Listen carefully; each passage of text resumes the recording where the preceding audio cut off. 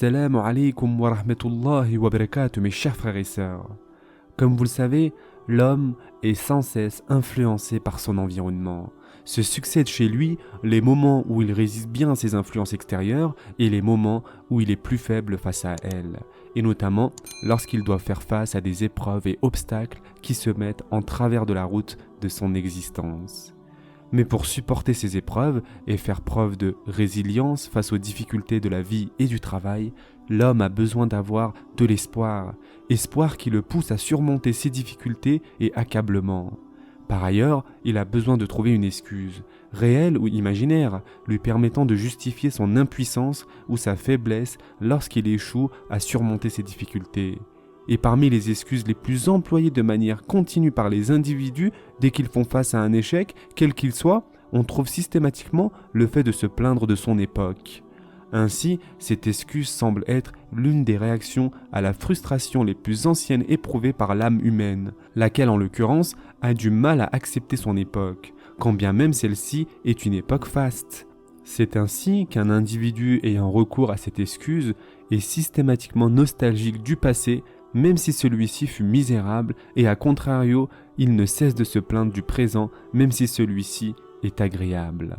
C'est ainsi que l'âme blâme l'époque et la rend responsable de tous ses malheurs, mais en fait, cette âme feint d'oublier que l'idée d'époque n'a aucun sens si on la voit de manière abstraite, c'est-à-dire séparée de l'homme et du lieu. Et ces deux derniers éléments influents partagent avec l'époque ou le temps la responsabilité de tout ce qui peut lui être rattaché, et ce, bien qu'en réalité, lorsque l'on réfléchit sur les termes et sémantiques employés par les gens qui critiquent le temps, on trouve que lorsqu'ils parlent d'époque ou de temps, ils n'ont aucunement en tête l'idée physique bien connue, mais ils usent de cette symbolique du temps pour se plaindre de leur situation, de leur génération ou de quelque chose de ce genre. Cependant, même cela nous place devant un questionnement logique qui est le suivant. Est-ce que toutes les générations précédentes ont considéré les générations qui les précédaient comme meilleures? Vous connaissez déjà la réponse. Nous pensons avec certitude que cette proposition n'est pas systématiquement valable. Et en fait, le fait de se plaindre de l'époque et de lui porter les responsabilités du changement du caractère des gens et des relations qui les lient n'est absolument pas une chose nouvelle.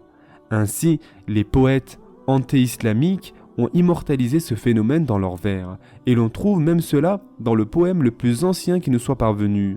Notons en outre que certains récits nous disent qu'il se trouvait dans les coffres des Aad, c'est-à-dire le peuple de Houd alayhi salam, une flèche extrêmement longue sur laquelle étaient inscrits les vers suivants. Nous vivions dans un pays que nous aimions, mais les hommes ne sont que des hommes, et notre pays reste notre cher pays. Ces paroles ont été écrites il y a très très longtemps, et ce qui est original ici, c'est que certains poètes de ces temps reculés ont détesté leur époque et l'ont chargée de toutes les tares, tandis que dans le même temps, ils composaient des vers louant les époques qui l'avaient précédé. Puis vint après eux une génération de poètes qui louèrent l'époque dans laquelle vivaient leurs prédécesseurs, qui justement haïssaient cette dernière, et à chaque génération, ce fut la même chose. Nous avons là typiquement le syndrome du « Ah, c'était mieux avant ». À ce propos, un sage dit « Ils disent que l'époque est corrompue, mais ne doivent-ils pas plutôt dire « N'y a-t-il jamais eu une époque qui ne le fut pas ?»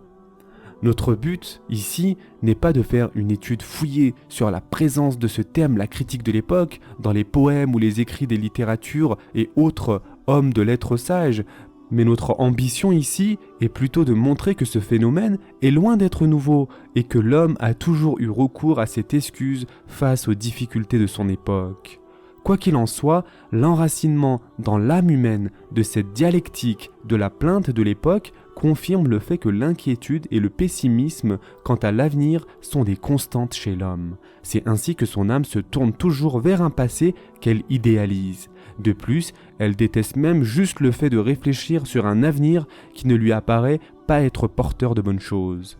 Par ailleurs, cette manière de penser, cette réalité, est également un signe fort de la tendance qu'a l'âme humaine à toujours essayer de trouver des excuses et des justificatifs atténuants censés expliquer les effets de la pression permanente qui épuise son cerveau. Lequel cerveau, sous cette pression, saigne à chaque fois que l'âme qui le porte doit faire face à des situations d'échec. Et si nous nous attardons un peu sur les causes objectives d'apparition de ce phénomène humain, alors nous découvrirons que parmi les causes les plus importantes, il y a une ambition démesurée, une vanité hors du commun, des tentatives d'arriver absolument à ses fins sans s'appuyer sur les moyens nécessaires, le fait de toujours regarder la partie vide du verre à moitié plein, c'est-à-dire un pessimisme ancré dans l'esprit de nombreuses personnes, de même que parmi les causes de ce phénomène, nous pouvons citer le mimétisme conscient ou inconscient des sentiments tristes qu'un individu peut trouver exprimés dans son environnement, comme les médias, la littérature, etc. En guise de conclusion, nous pouvons dire que la dialectique de ce phénomène et son enracinement dans l'âme humaine amènent à dire que le phénomène du temps de manière générale fait partie de ces phénomènes qui posent problème philosophiquement. Et malgré les immenses progrès scientifiques et technologiques accomplis par l'humanité durant l'époque contemporaine, celle-ci n'a toujours pas réussi à résoudre la plupart des questionnements liés au temps. Et selon de nombreuses recherches académiques sur le sujet, il semblerait certain que la perception du temps est une fonction supérieure du point de vue de l'intellect. C'est pourquoi cette dernière est une particularité distinguant l'homme des autres espèces vivantes.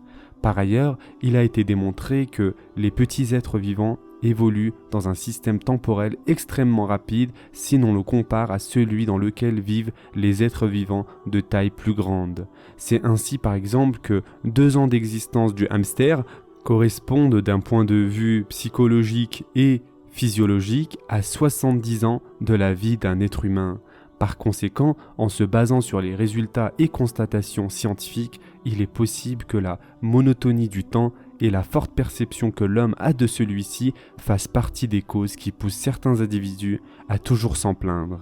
Ce sera tout pour aujourd'hui. En attendant, prenez soin de vous mes chers frères et sœurs et à très prochainement, Inch'Allah.